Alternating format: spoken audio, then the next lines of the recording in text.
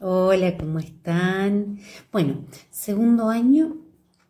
Hoy vamos a hacer un trabajo un tanto diferente porque les quiero proponer como una especie de lectura, no de un hecho histórico específico, sino de algo que se denomina relato histórico.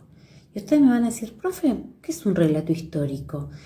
Podríamos relacionarlo con la estructura de un cuento donde se narra un hecho que pudo haber sucedido, pero los personajes que van a ir apareciendo no son reales. Yo les voy a ir leyendo y contando un poquito de qué se trata esto, para que nos ubiquemos en tiempo y espacio.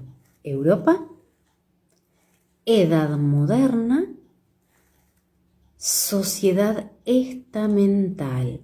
Esta sociedad estructurada donde hay tres grupos bien definidos que van vinculándose entre sí por motivos sociales, económicos y a veces políticos. Bueno, arrancamos. Este relato se llama Nobles y Burgueses. Cuando don Gaspar de la Vega recibió el sí a su propuesta de matrimonio, sintió que había llegado a buen puerto el esfuerzo de tantos meses. El tema de la boda había sido tratado durante largo tiempo con don Felipe de Mendoza, el padre de su futura esposa, y por fin el acuerdo se había producido. Algunos de sus parientes habían realizado conversaciones similares, pero éstas habían fracasado.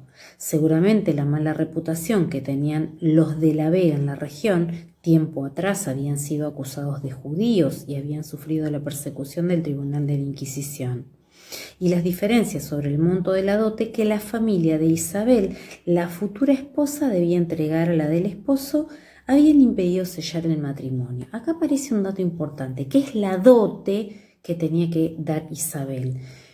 Una mujer, para poder casarse y lograr un buen matrimonio en la edad moderna, tenía que poner algo en bienes, en moneda, para poder conseguir un, comillas, buen marido, lo que se dice un buen partido. ¿Qué pensaría Isabel sobre la boda? A Gaspar no le preocupaba demasiado su opinión ni sus 16 años. Si todo salía bien, en solo 2 meses se integraría una familia noble, recibiría el título de condesa y sus hijos heredarían las tierras y los títulos de los Mendoza.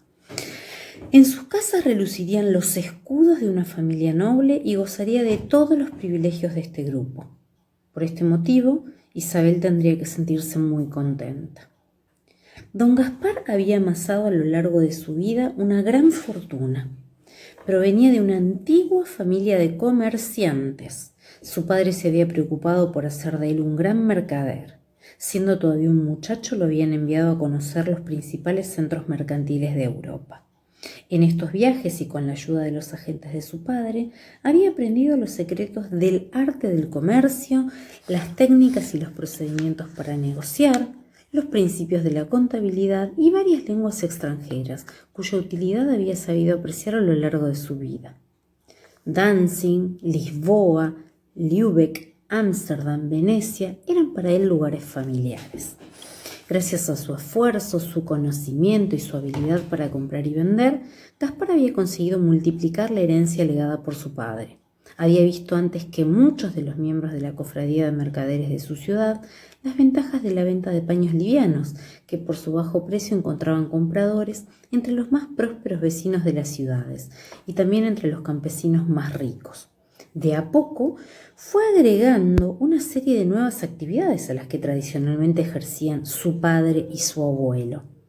Por ejemplo, comenzó a efectuar préstamos a los reyes. ¿Para qué? Para que ellos les pudieran pagar a sus ejércitos.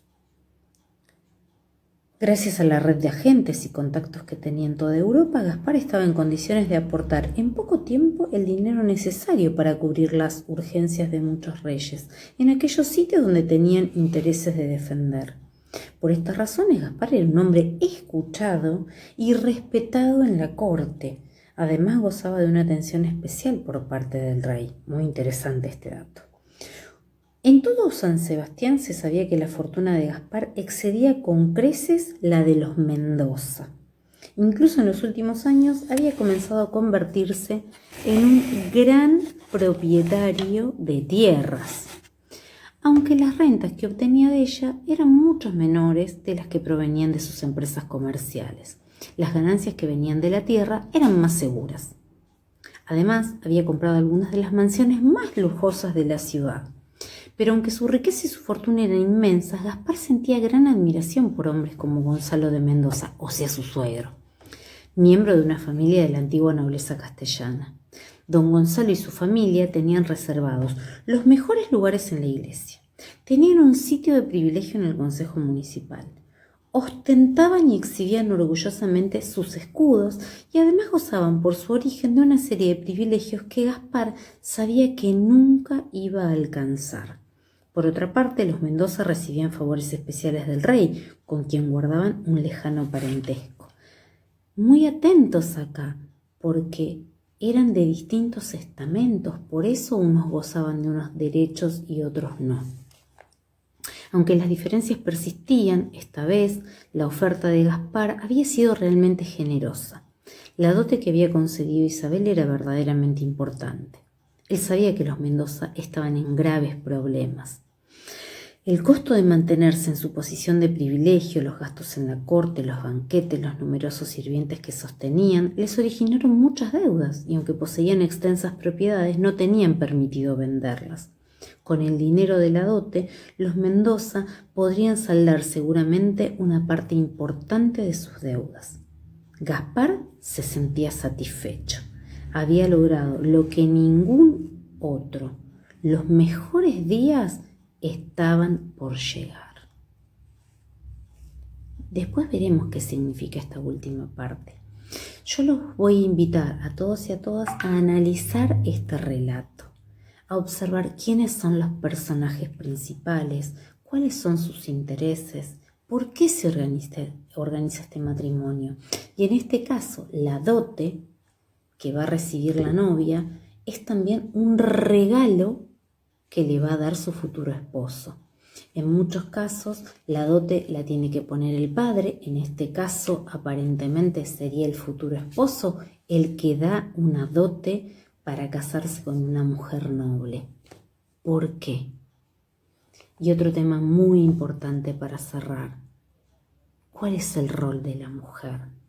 ¿Qué pasa con lo que la mujer piensa en la edad moderna? Les invito a empezar a trabajar. Saludos.